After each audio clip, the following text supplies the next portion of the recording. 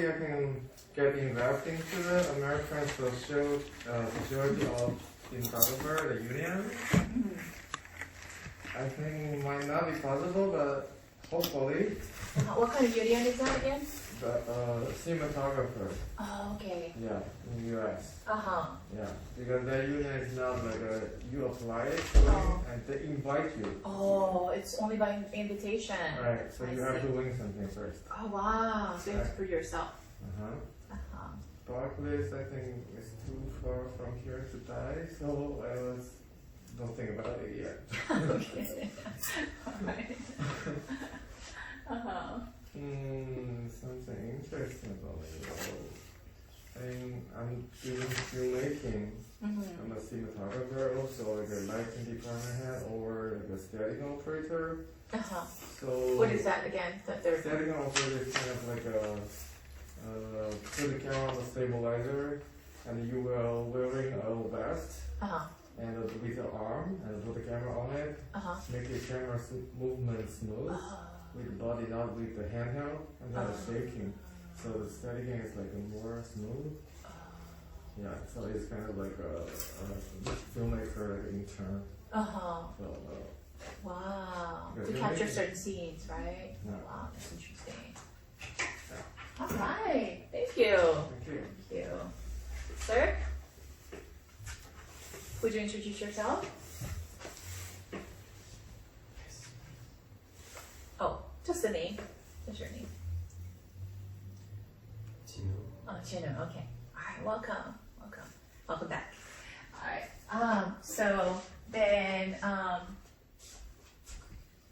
yeah, we went around introducing ourselves. I hope, like after class or maybe during your discussion time, you get to know each other a little more. Okay?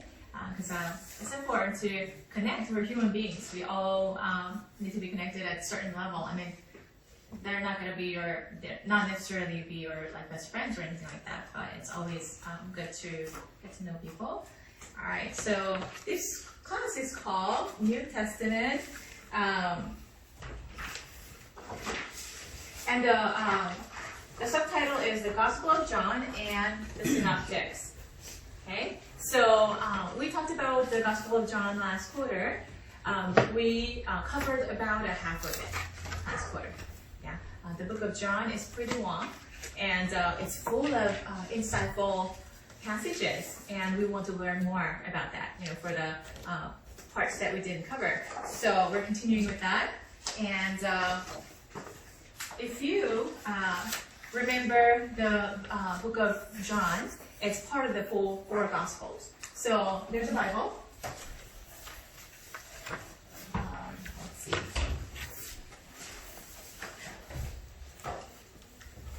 So I think most of you have seen a Bible before, right? In some kind of form, like in your own language or in a different language.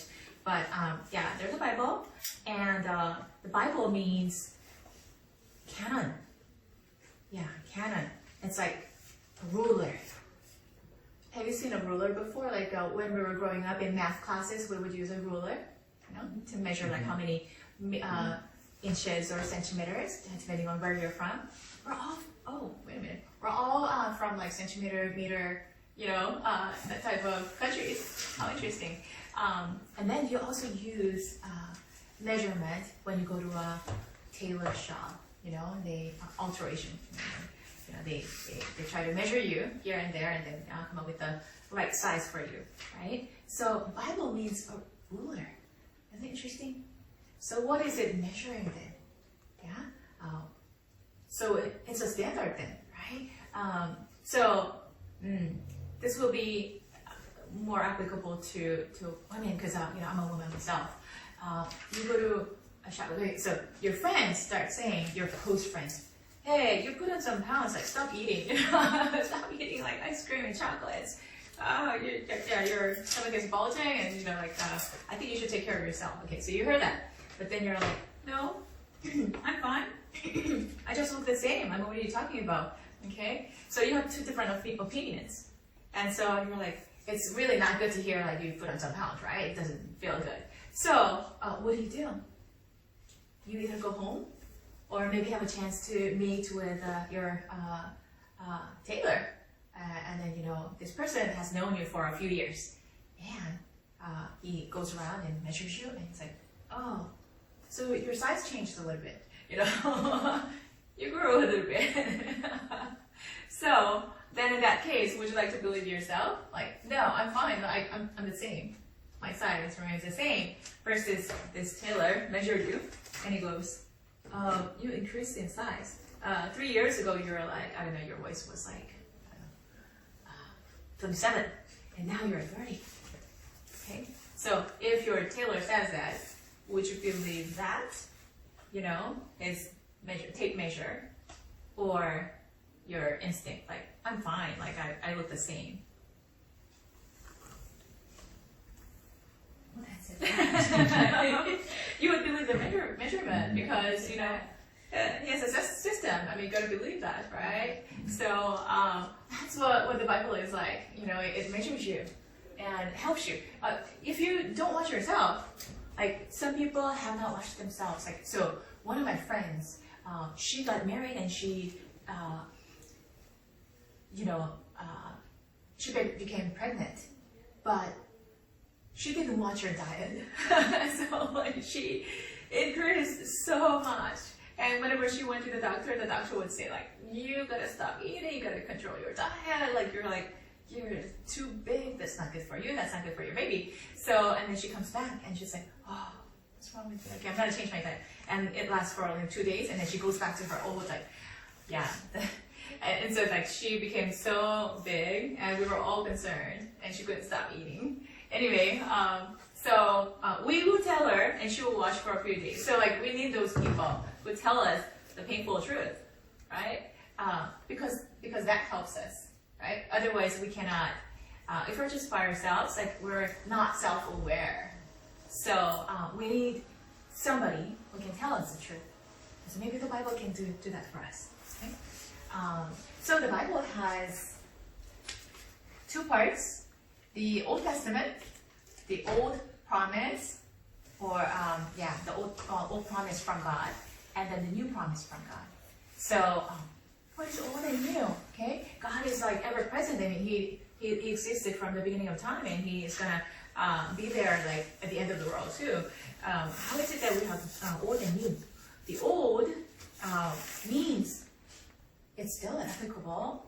It doesn't mean that it's like old-fashioned. It's not old-fashioned, but rather what divides Old Testament and New Testament is the birth of Jesus Christ. So the entire Bible is about God, about a person who was born on this earth, and his name was Jesus Christ.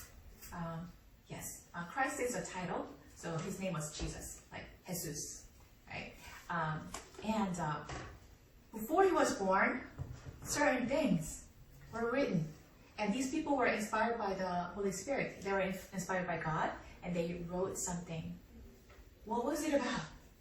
It was about God's love. This is like a love letter. So God says, throughout the Bible, throughout all the passages, in one word, he's saying, I love you. Yeah, that's what the Bible is about. And before Jesus was born on this earth, people wrote about the Messiah to come, the Savior to come, the Rescuer to come. And also, this book, so it has multi-dimensions to it. It contains the history of the Israel, which is true history, right? It's archaeologically and historically proven. Yeah. And so you see like genealogies and, the cultural aspects and, how people lived in those times and what happened and all that. So it has history. Also, it's very rich narrative. Like there are narratives. So there's a grand narrative that, so there's a common theme throughout the whole Bible, but then each book has different themes, different narratives. So little narratives woven together to make a big narrative. That's how the Old Testament is like. So it's like stories after stories, and you can read it. If you enjoy reading, you can read it. You read the stories. Okay, but it's all about the rescuer to come, the Savior to come. And then after Jesus was born, the New Testament was written. And these were people who might, be from the same ethnic group, but however, and actually some of them were written by different people, but it talks about the fact that, yes, the Messiah that had been prophesied, he came. And then you know what? He died. But you know what? He's coming back. What does that mean? Okay, so that's what we are talking about when we say Bible. And in the Bible, in the New Testament, okay, it talks about the Messiah that has come and who is coming back. And among the New Testament, there is a whole section called the Gospels, and which means the good news. Gospel means the good news. So we are hearing some bad news these days, right? When you turn on the TV, like it's 2/3 is about coronavirus, okay? And then how it's affecting the world. Like 40-something countries are infected, and how many people are infected in Korea, China, and even in the United States, there is a chance that it's going to grow larger, the number. Anyway, but we want the good news, especially when we need hope, especially when we need to know that what we're hearing from the world news is not everything. That's not everything. And what of course, it's important.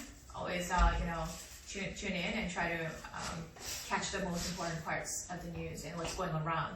However, it can look really big, and the truth that sets us free, that gives us hope, that gives us power to change, even bring changes, that can be really minimized, but not by not talking about the good news. So the gospel is the good news, and in the gospels, we say gospels not because there are multiple gospels. There is one gospel, but there are 4 books, and each one is called a gospel, and that's why there are 4 gospels. So we're talking about 4 different people writing as witness testimonies. Yeah, they're just recording what they have seen, what they've heard, what they know is true. So among the 4 people who wrote the stories based on what they've watched and what they've heard, John is one of the eyewitnesses. So there are many eyewitnesses who have seen what happened, especially in regards to Jesus and his disciples. But John is particularly a primary eyewitness. So what's an eyewitness? Let's talk about this.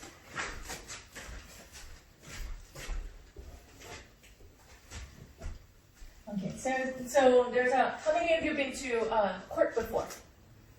Not because of what you did wrong, but because you're on jury duty, or because of your friends or family members, like you had to show up in a court. How many of you been to a court?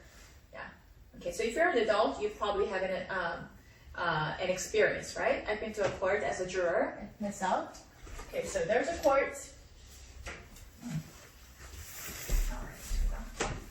There's a court, and a court case always has a case, right?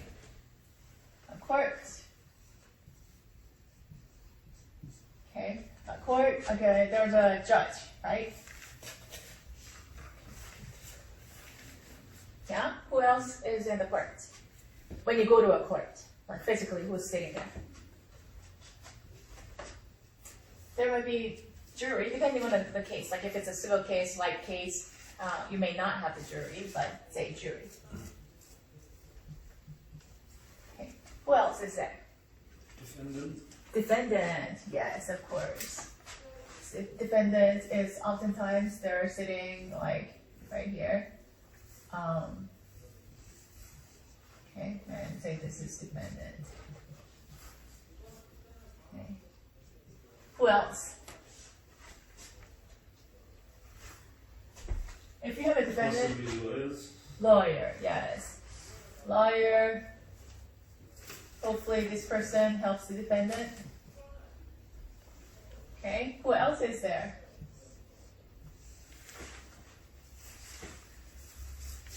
Prosecutor. Huh? The prosecutor or the Prosecutor. district attorney. Prosecutor / DA, depending on whatever case is, right? So it might not be a DA if it's not a criminal case. Like if it's a civil case, you might have another lawyer, right? Right, and the jury is sitting here. And the judge is here. Okay. Here, you must have this person. Who is that? Witnesses Witness. Yeah, we're getting there. Yes, thank you. So here's a witness. So this is like a seat where the witnesses come in. But you gotta have this person too. Court clerk.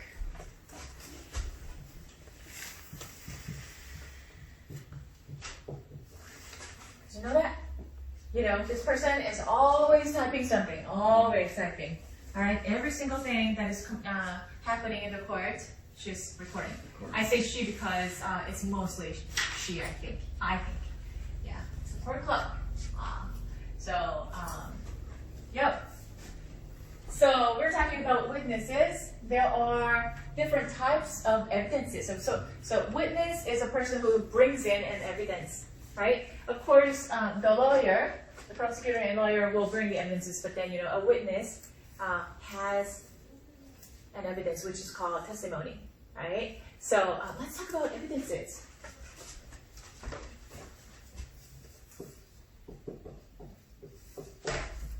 What's an evidence?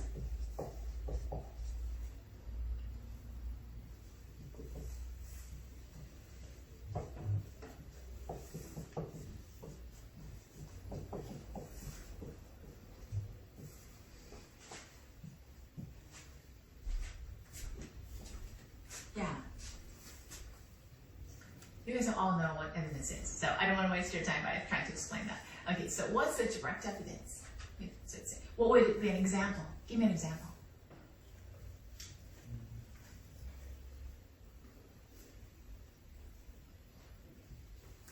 So there's a crime scene, let's say, okay, on the street, like something happened.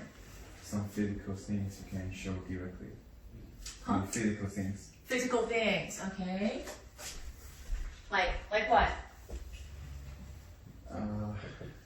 Like many things. A letter. Letter. Fingerprints. Mm-hmm. Well, fingerprints are not necessarily direct evidence. Yeah. Yeah, it can be both. Okay.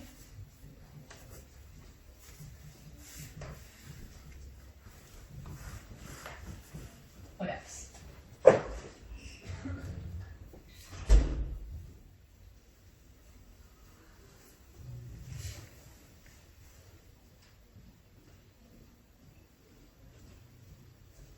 Weapons, if necessary. Hmm? Weapons. Weapons, okay. Yeah, it can also be both, okay? Depending on. All right. You're good. All right. I'm picking your brain. It's early in the morning. All right, so direct evidence and circumstantial evidences. So I'm going to share like what I heard from the court, and as a juror, it was very interesting. So it was like a first-degree murder case. Turned out to be, wow, it was kind of heavy. We all got sick, all the jurors. There were 13 of us, 14 of us. Yeah, I think there were 14 of us, so like 12 jurors and then 2 alternate members, just in case if something happens to a juror member, can't show up, then the other people will replace. Yeah, and what they did was actually Judge Ito. Do you remember Judge Ito from? You guys were too little, or maybe you were not born yet. Judge Ito oversaw, like he was a judge over the case of what's the football player's name? OJ, yes. OJ Simpson. Oh, O.J. Simpson. Yeah, I was not on that case. Case. I was not old enough. But he's the one who actually was the judge over the case. Yeah, and then in this case, it was a relatively minor case compared to like OJ. It was like a national, like international news, but this was a smaller case. It's still pretty bad. Yeah, and so then the prosecutor or the DA actually she did a very good job, presenting the case, and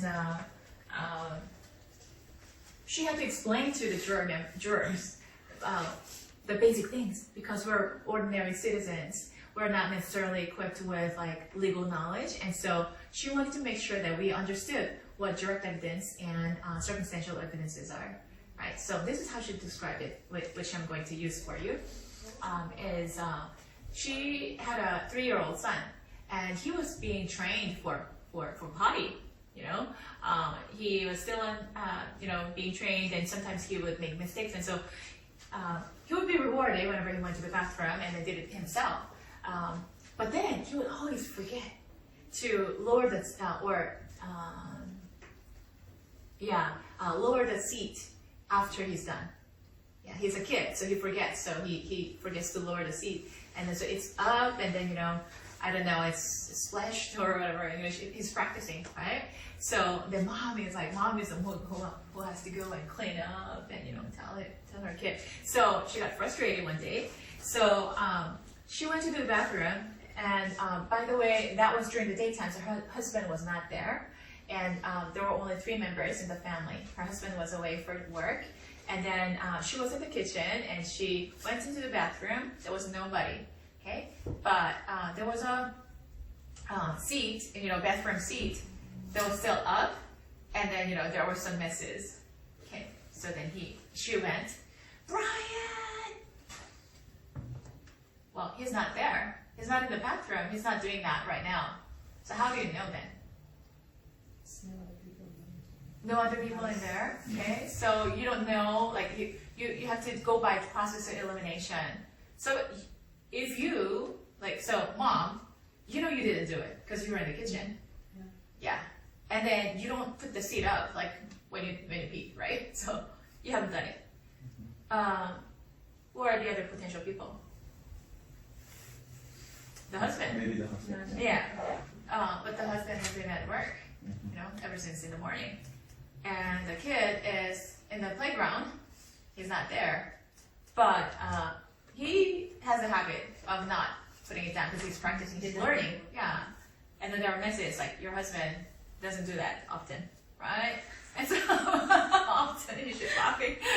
Right? So by process of elimination and just by circumstances, you know that it's Brian. Yeah? Okay. Yeah. You don't even need fingerprints, right? Well, you could do that. You don't need fingerprints, right? You just know. That's why she said, she didn't have to search and analyze or anything like that. By just the circumstances, she was able to tell it was her son, right? So that's the kind of evidences that we're talking about. And these are as valid as direct evidences. Because most often in a crime scene, you don't get the direct evidence. Most often. So you mostly get circumstantial evidences, and this is as effective as direct evidence. So then, why am I talking about this? This is not a legal course. Why are you talking about this? All right, it's because. All right, because I want to let you know that here. All right, here's a witness. What does a witness do? Who is witness? Who is a witness?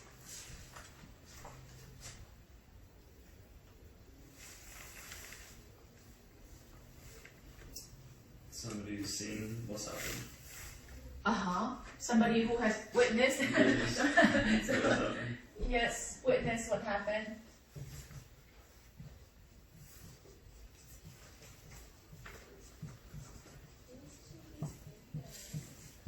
So what happened? Yeah?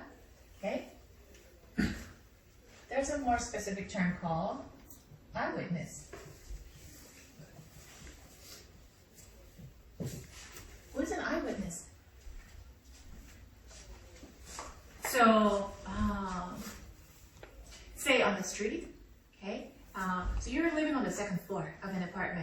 you just got up and you heard some noises, so you just looked outside the window. There was something going on the street, and there were two guys running, and one guy was running away, and the other guy was chasing after. And the first guy, he had something in his arms, and he was running away. And the other guy, and then there were like other people who were wearing like uniforms from convenience store, you know, Circle K or something like that. I don't know. They were wearing the uniforms, and they were also chasing after him. Okay, and he has like some goodies, and then something falling out of his pocket. All right, so he's running. So you saw that, okay, from the second floor. So you had an aerial view. All right, and then there were some people across the street. So it was happening on this side of the street, and on the other side, there were some people like, what's going on? So they were like looking from this side, you know. So there were multiple people there. There was like a car that passed by, but there was heavy traffic, so they were moving slowly. Yeah. So there were people inside the car who saw what was happening, okay, and they stopped the car. All right. And so the police came. Okay. The police came, and then this guy ran away very fast. I don't know. Maybe he's a track member. Like he ran away. And so this one guy followed him, and then he disappeared. But there were people who were in, Circle K uniform. Who could catch up, but they were like, they stood up, they just stopped, and then they were like, gosh, this guy just shoplifted, he ran off, okay? And so the police officer comes, and basically, you know, he gathers all the people who are in the scene, yeah? And actually, this person, like you, were looking at it from your aerial view, and then you actually go downstairs and, you know, report to the police, okay? I saw it from the second floor, all right? So these are the people who are called eyewitnesses. Yeah, eyewitnesses are really powerful. So let's say an eyewitness was looking at it from the aerial view. So you saw that this guy. So when you look at the things from an aerial perspective, and then these people who are on the other side of the road, and there were, you know, cars and buses and trucks going by, so your sight is partially blocked, and you saw bits and pieces of what happened, you know, in between spaces, right? And then this guy who chased after him, he was like from his behind. He saw this guy from behind. Maybe have not seen the face yet, right? Maybe other people who were chasing after later on, they saw part of his face, right? But they didn't see the whole thing. So each person has a different perspective. Yeah. In this case, it's pretty simple and clear. But a lot of the times, cases are more complicated, and you need to have many more eyewitnesses, many more witnesses, many more evidences in order to prove the case, right? So let me ask you this question. If all these people who were at the scene, okay, when police interviews them, they give the police officer exact same description with exact same words from exact same perspective, is that trustworthy? No. Why? Why not? It's only one perspective. It's only one perspective, although they were in different positions, obviously, different positions. And also there comes an interpretation of each individual. So maybe one of the people saw the same thing, describing, okay, yeah, I did see this guy with a bag running away, and things were falling out of his pocket, and the other person, you know, I was chasing, and I saw that, but I think what happened is this guy was aggressive, physically aggressive, like he didn't control his anger, and he was somehow doing something bad, and so this guy felt threatened, and he was running away. You know, that could be his interpretation. So no, I don't think he shoplifted. I think he paid for his deal, but it's just that he was running away from possible danger. You know, there could be different interpretation, and also, well, interpretation could be different, but also depending on where you were seeing, you could have missed certain parts, or you could have seen the parts that other people didn't see, yeah, depending on where you were. So each story should be a little bit different. So if they're all the same and exact, what do you likely to conclude? Collusion. Yeah. So these people communicated with each other, and they actually put their heads together to come up with the same words, you know? Then say the exact same words. right.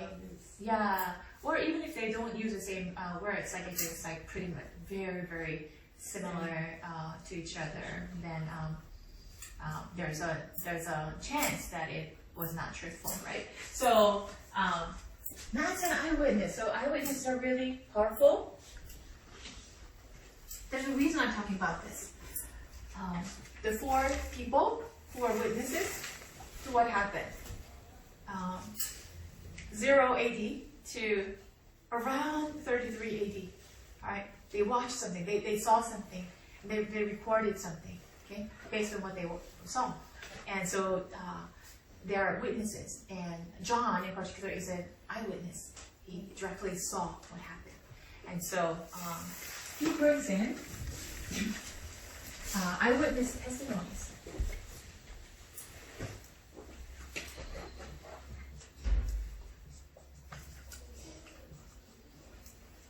Eyewitness testimony. And so it's as if he's sitting right here.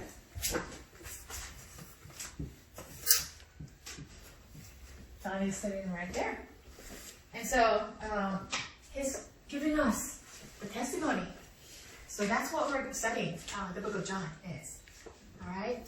And so I just wanted to give you that perspective, like how we're supposed to read the book of John. And for those of you who are new, we already covered from chapter 1 to chapter 11. So we're going to continue with chapter 12. But just to give you a little bit of background, I also want to make sure that we get to hear about chapter 1 as well.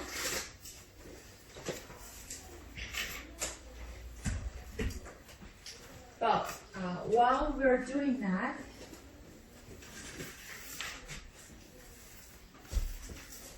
we don't want to spend like very much time with that because we want to move on.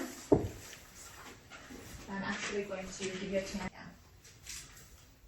Yeah. And by the way, the book of Luke was written to the audience that are specifically Greeks. Yeah. So it was not written for their own people. It was not written in consideration of the people of Rome, like the Roman Empire. No. It was written for the Greeks. Yeah, there's a reason for that. And finally, Book of John is what we're studying right now. Yeah, I'm so excited about Book of John all the time. So let's see, Rob, can you please read? Oh, I don't know the one, yeah. oh, what is it borrowed?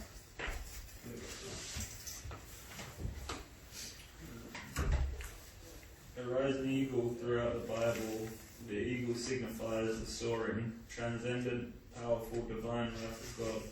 Symbolizes that Christians should look on eternity without flinching as they journey towards their goal of union with God. Mm-hmm. Continue.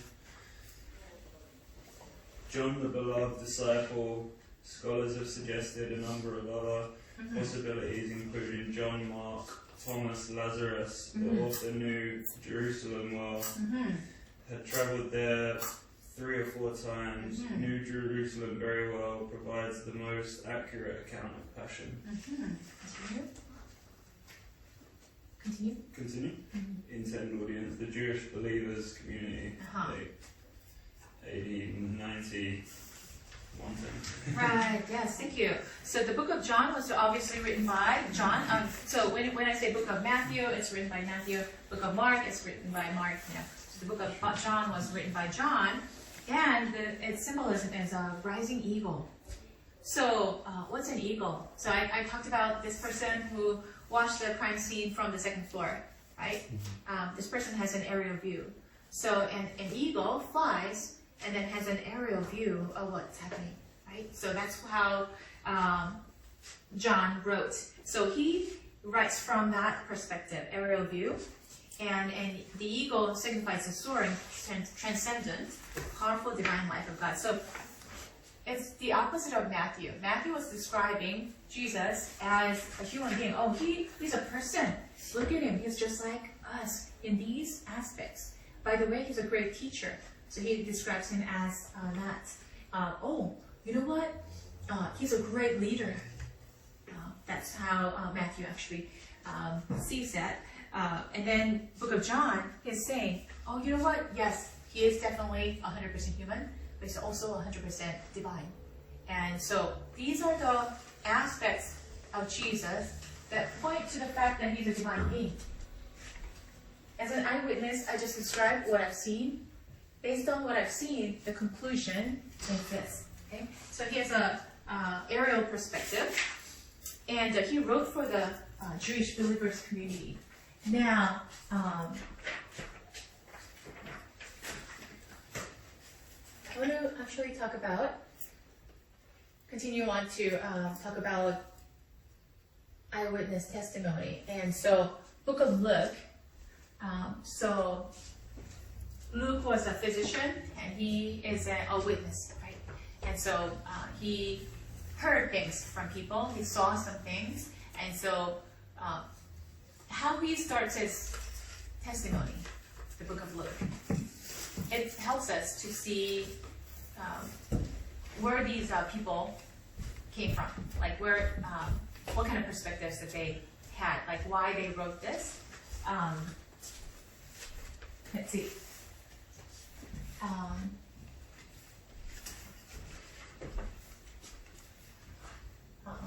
So, Vincent, can you please read verse 1 for us? Many had undertaken to draw out an account of the things that have been fulfilled among us, just as they had also had done to us by those who from the first were eyewitness and servants of the word. Right. So Luke actually begins by saying, you know, many people, it's not just me, but many people actually tried, they attempted to write whatever they saw and whatever they heard. And I'm actually one of them, okay? And actually, the stories, account means stories, but the stories of the things that have been fulfilled among us, fulfillment. So something was said about this person, those were prophetic words. And actually, while we were together, those words were fulfilled. Prophetic words were fulfilled. And it actually happened. We saw it. And many people tried to write down, and I'm one of them. And I'm actually writing this down based on the information that was handed down to me by the eyewitnesses. Yeah. He's a witness. He's not an eyewitness, but he was handed down with the information by the eyewitnesses. Okay? And servants of the word. So, verse 3, let's see. Teresa, can you please read verse 3 for us?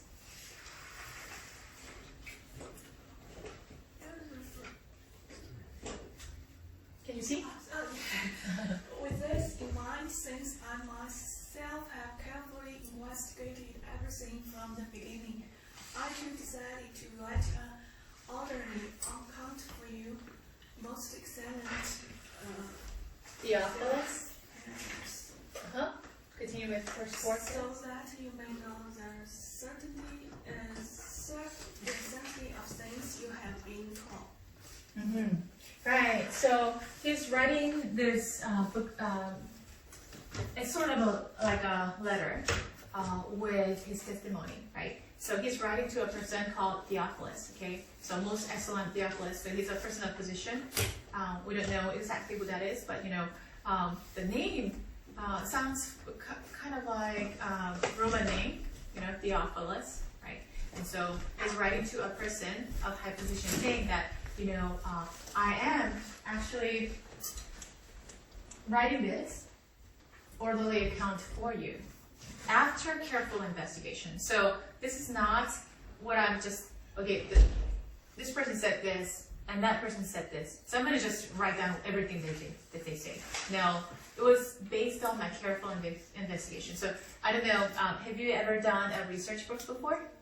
Or research paper? No? Okay.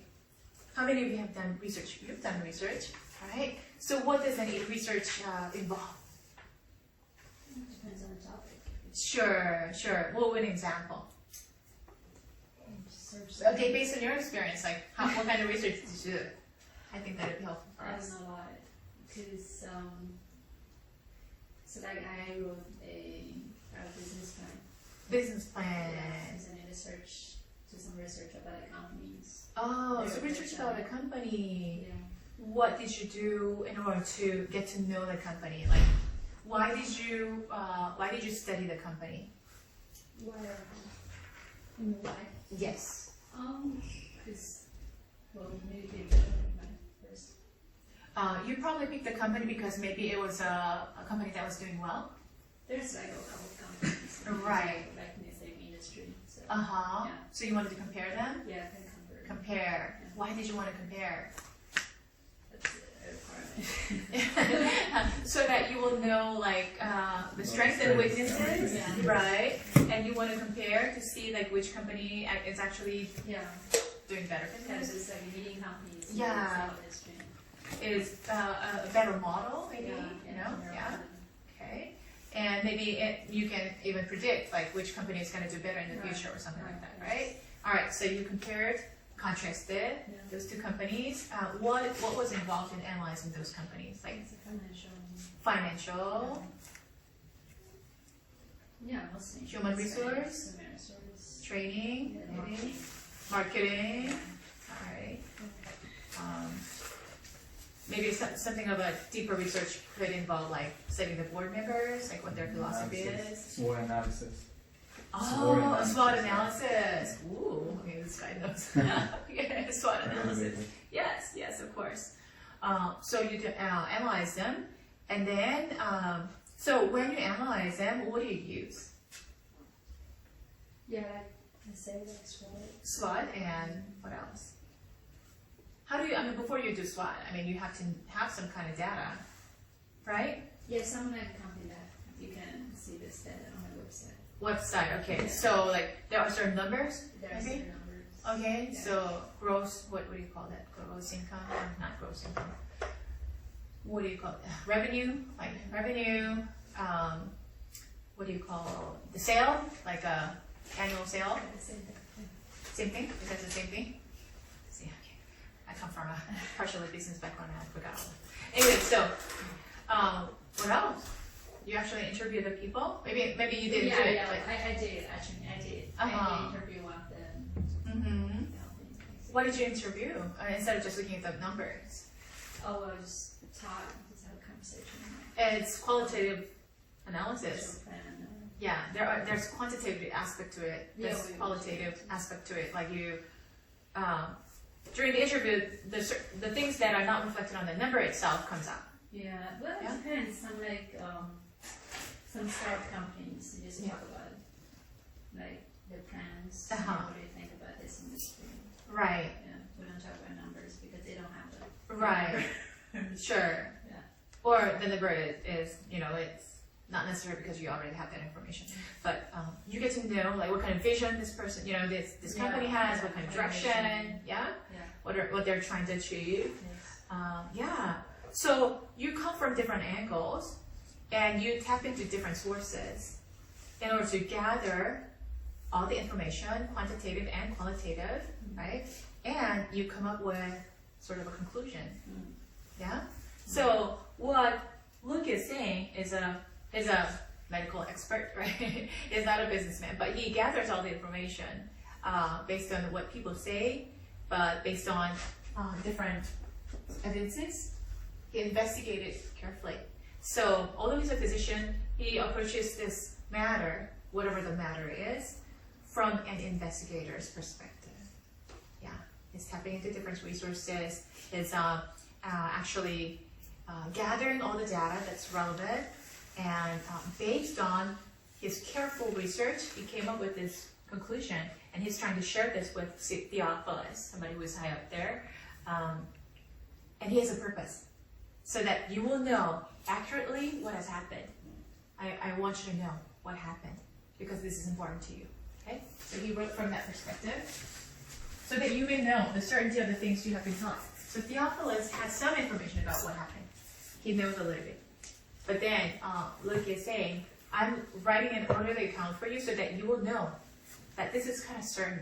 This is not ambiguous. This is not iffy. This is not like a rumor. No. There's a certainty to what I wrote, okay, based on my research.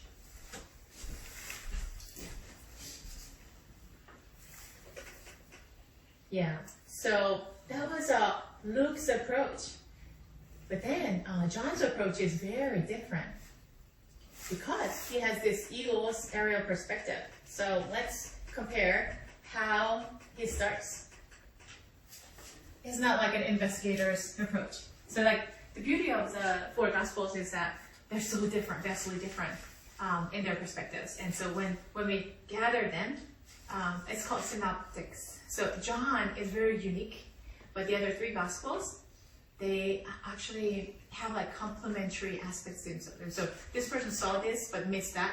This person saw that but then missed the other. You know, like, so together, put together, it makes sense, right? Book of John is very unique though. He's like alone out there, providing a unique perspective. Let's see. So Vincent, can you please read verse 1 for? You already went. Sharon, Sharon, did you go? Okay. Teresa went. Gosh,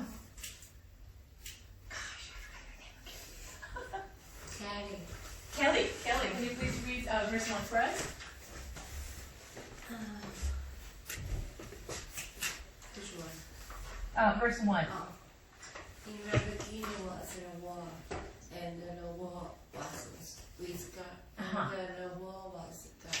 Mm-hmm. He was with God in the beginning. Right? Through him all things were made. Mm-hmm. Without him nothing was made that has been made. Mm-hmm. In him was life, and that life was the light of all mankind. Mm-hmm. The light is shining in the darkness, and the darkness has not overcome Wow. it. Wow. Yes. So even the 4 verses, these are kind of loaded. In the beginning was the Word. In the beginning. Okay, so there was a beginning. Was the Word. So at the beginning there was a Word? What do you mean by that? And the Word is capitalized for a reason. And the Word was with God. Oh, so the Word sounds like a presence. Like it's real, a real thing, because he was, this Word was with God, and the Word was God? Wow. Maybe you understand this better, because you have some spiritual background, right? The Word was God. And then it describes the Word as not it, but as He. The Word is He. Wow, He was with God in the beginning.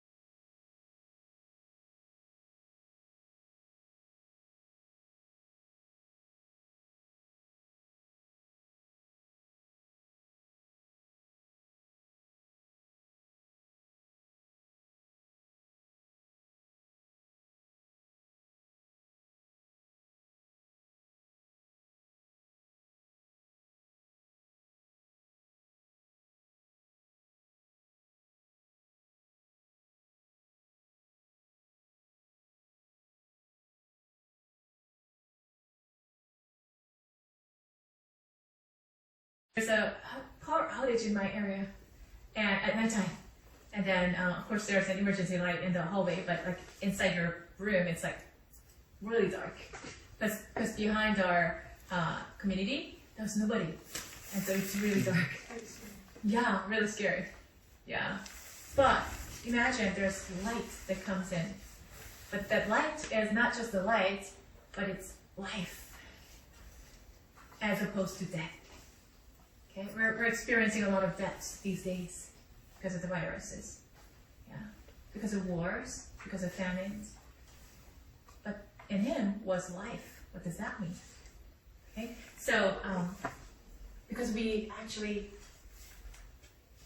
reached the point of noon, 12 o'clock. I know some of you are kind of antsy to go back home. But you don't look antsy. Thank you for paying attention. You feel so engaged. I feel so encouraged. Yeah. Yeah. I hope this conversation was kind of interesting to you. I hope that it was meaningful to you. Oh, right? Yeah. And as I said before, like I get to find new discoveries, new aspects. So this is really interesting for me as well. Yeah.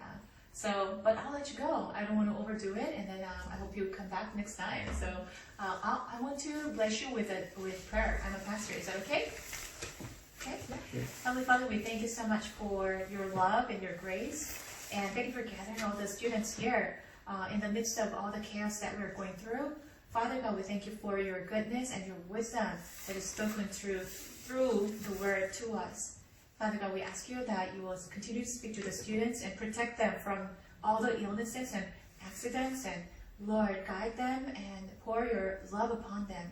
Lord, may you bless your children. In Christ's name we pray. Amen. Go in peace. See you next time. Thank you.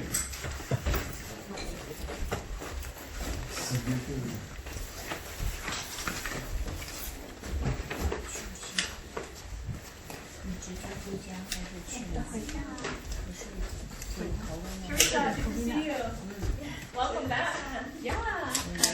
Go pick up your child. 去那个什么店吃饭的那个老公是吧？ Oh, they're so cute. What is that? A hippo. Hippo. 斑马吗？不是这个河马，河马。Hippo. Yeah, it's so cute. Welcome back. Good to see you. Come back. See you next week. Bye. See you next week.